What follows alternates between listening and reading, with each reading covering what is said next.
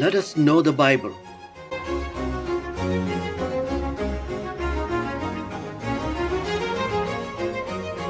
Father Claudio Doglio.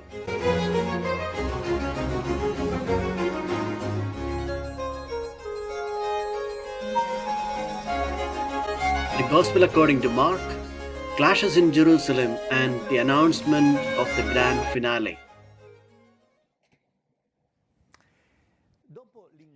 After Jesus enters Jerusalem, Mark recounts a day when Jesus does practically nothing except a significant action. The evangelist mentions that they were in Bethany, and in the morning, Jesus and his disciples went on foot to Jerusalem. While walking, Jesus sees a fig tree full of leaves, approaches it to pick some fruit, but there are none. Jesus utters a harsh word of condemnation against the fig tree. The disciples hear and do not react. In the temple, Jesus sends away those vendors selling animals for sacrifices. It is an act of aggression against the structure of the temple. It is not just about cleaning or condemning corruption. There is precisely the intent to challenge the temple, which had become a market, corrupted. The religious practices corresponded to buying and selling, giving something to God to obtain something else from God. It's the usual commercial religious thought, bargaining for salvation. Jesus returns to Bethany at night after creating confusion in the temple. In the morning, following the same route, they passed near the same fig tree, which was completely dry. The disciples pointed out to him, "Rabbi, look, the fig tree that you cursed has withered." It is an important symbolic prophetic action. Jesus' word is efficient. It works against the fruitless fig tree. It is a prophetic sign that should make us understand the tragic validity of Jesus' word against the fruitless temple. The problem is there. It is the problem of infertile religious structure that does not bear good fruits that God expected. Arriving in the temple, Jesus is immediately questioned by the authorities. By what authority are you doing these things? Or who gave you the authority to do them? They all had all the authorization to do this trade. And there begins a series of dialogues or controversies with the various representatives of the temple's religious groups. Regarding authority, Jesus does not answer but asks a counter question. Why did you not accept John the Baptist? According to you, did his baptism come from God or from men? Those authorities are afraid to compromise. They don't want to say yes or no. And Jesus, in front of undecided people who cannot take a stand, says that he does not answer them either. And he tells the parable of the murdering tenants, an image cleverly prepared by Jesus, because the religious authorities of the Jerusalem temple were wealthy landowners, and they had many vineyards in Galilee. And in those years, there had often been peasant uprisings. against their masters. They probably imagine that Jesus, with that story, wants to tell them that it is necessary to be patient with the peasants, that they have to help them, they have to meet and forgive them, even if they don't want to deliver the harvest.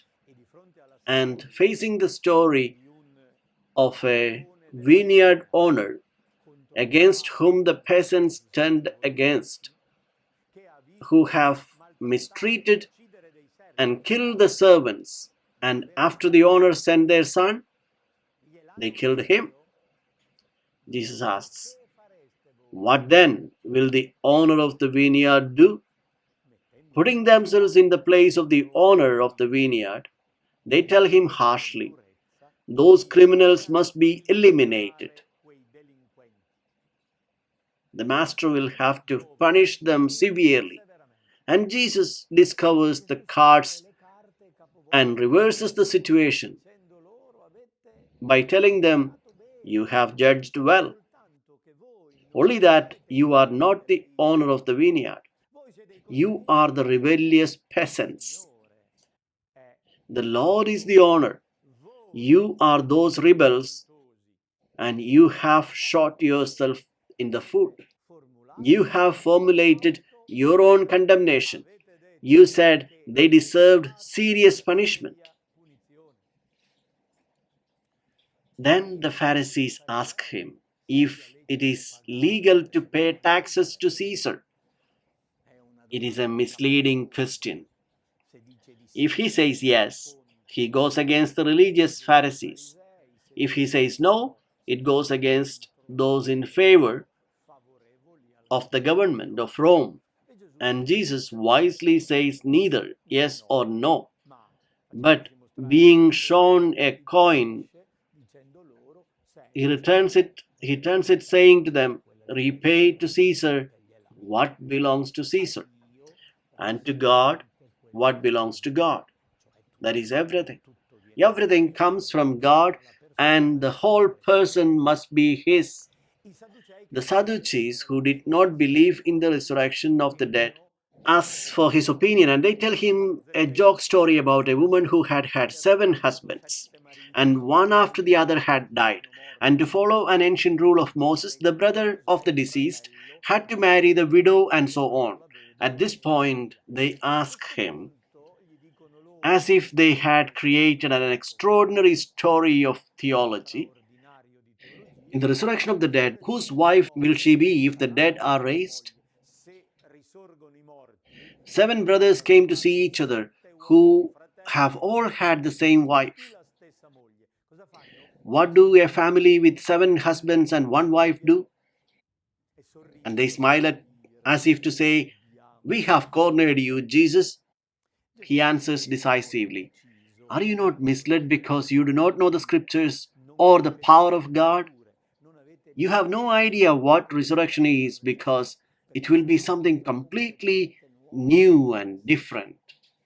You think of transposition of another dimension of the same earthly life, but with the resurrection, we will be completely new, and the family relationships will be the same, but completely transfigured. And he mentions a quote from Exodus, that God is the God of the living and not of the dead. You are greatly misled. A Pharisee asks him what the first commandment is, and Jesus calmly shows him the coherence between the love of God and the love of neighbor, and puts these 2 projects together by quoting Deuteronomy and Leviticus to indicate how this is the right way.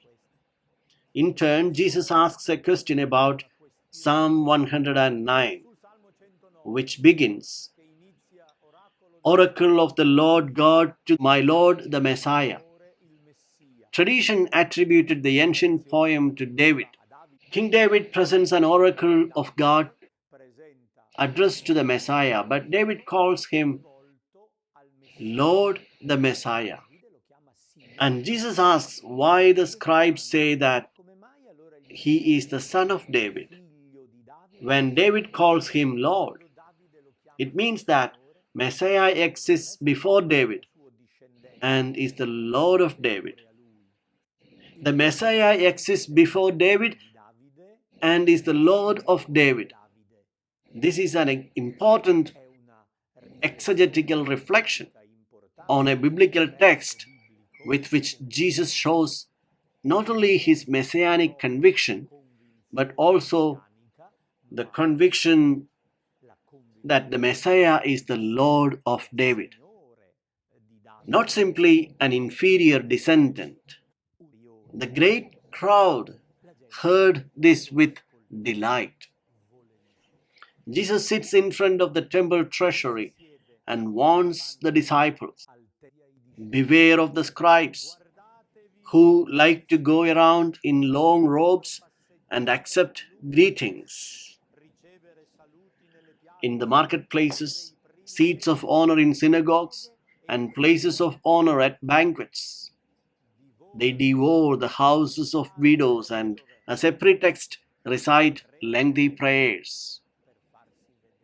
It's a very strong rebuke against these Jewish temple authorities and a big accusation that Jesus does to devour the widow's goods, that is, to use systems by those who seize the goods of the poor. For example, of a widowed woman. Therefore, without social protections, without defenses that are exploited by this religious structure, and just as he is speaking, he sees a woman throwing pennies into the temple treasury. In general, preachers praise this widow and say that Jesus compliments the woman. In fact, it doesn't seem like praise in the text. Jesus does not compliment the woman because she gave money to the temple. The whole context is contrary to this idea. Jesus is not absolutely in favor of giving money to maintain the structure of Jerusalem temple, and shows how this woman gave more than all the others who were rich, who put in from their surplus. Instead, she already put everything. That is a concrete case in which the scribes are devouring the houses of widows. If that woman put everything she had to live on, she did not eat because she gave the money to the temple. And Jesus does not compliment her for that. He does not even scold her. But it is a complaint that he expresses in front of a religious structure that is like a fig tree full of leaves but without fruits. And the harsh word of Jesus that sounds as much as a curse brings out that reality dry. Immediately after he leaves the temple, the disciples point to him the beautiful stones of the temple building. Jesus loses patience.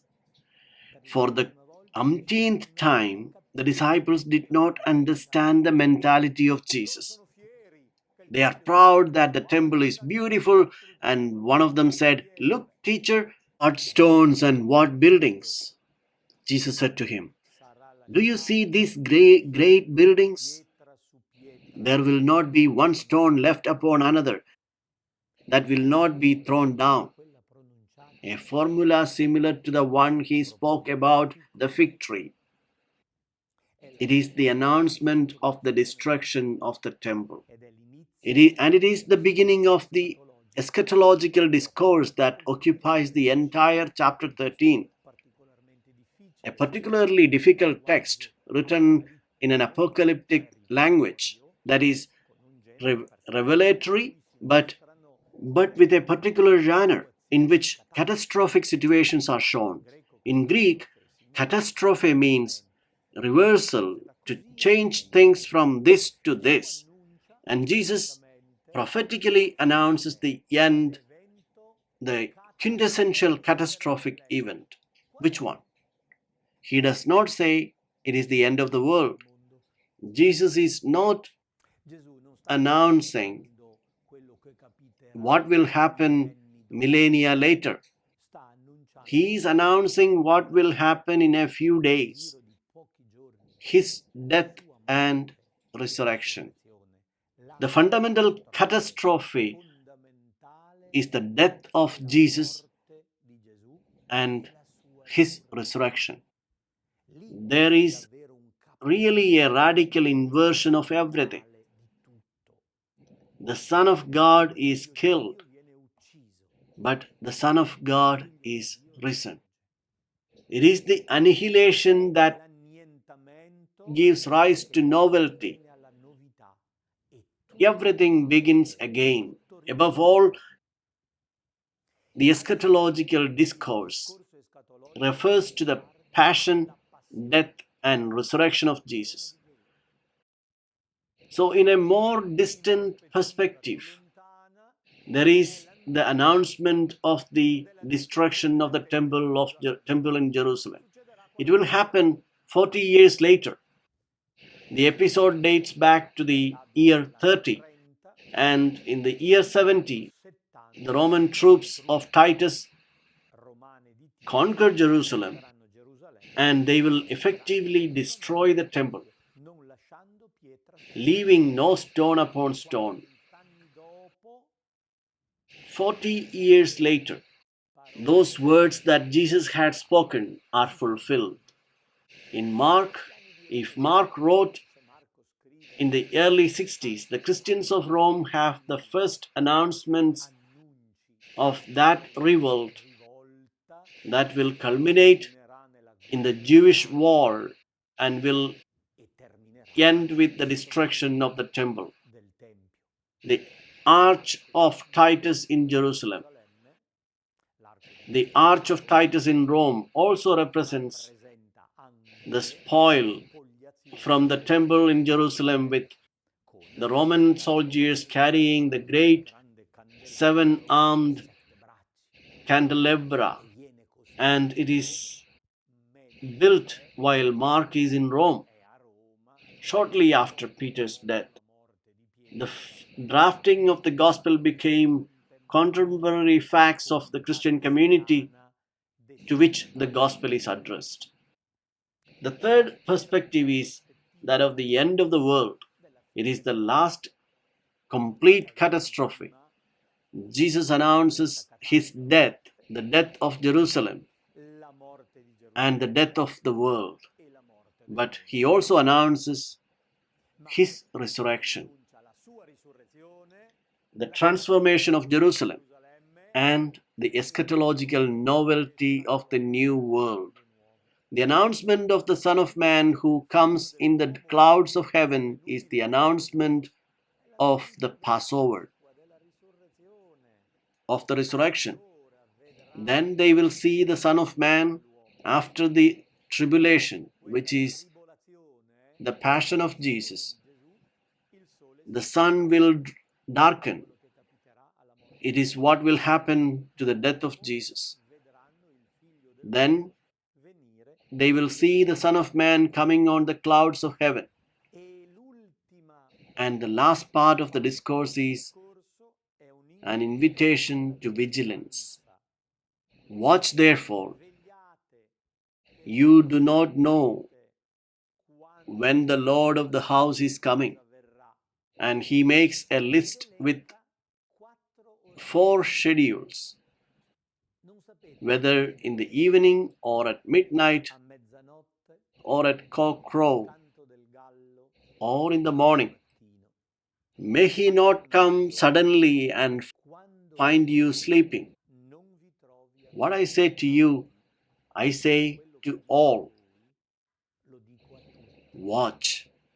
These 4 time stamps, whether in the evening or at midnight or at cockcrow or in the morning, they give the plot of the story of the Passion, which begins immediately after chapter 14. and is the fulfillment of the great story of the evangelist Mark.